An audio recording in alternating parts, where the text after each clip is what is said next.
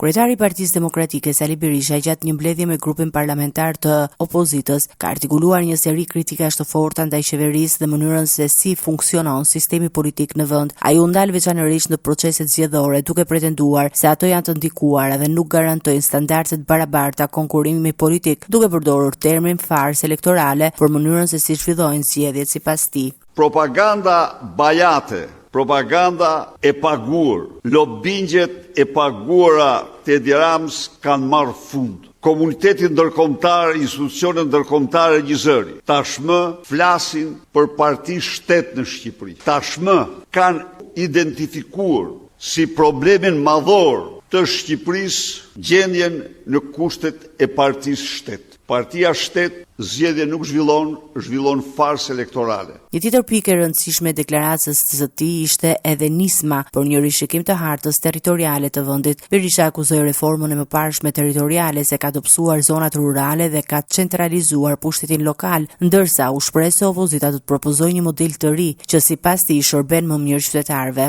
Ne jemi të vendosur të paraqesim përputhje me interesat e tyre hartën më të mirë, hartën më në interes të ndarjen territoriale, më në interes të qytetarëve. Në vijim ai u fokusua tek funksionimi i kuvendit, duke kërkuar që deputetët demokratë mos pranojnë delegimin e interpelancave nga ekzekutivi, të cilin e konsideron praktik të papranueshme.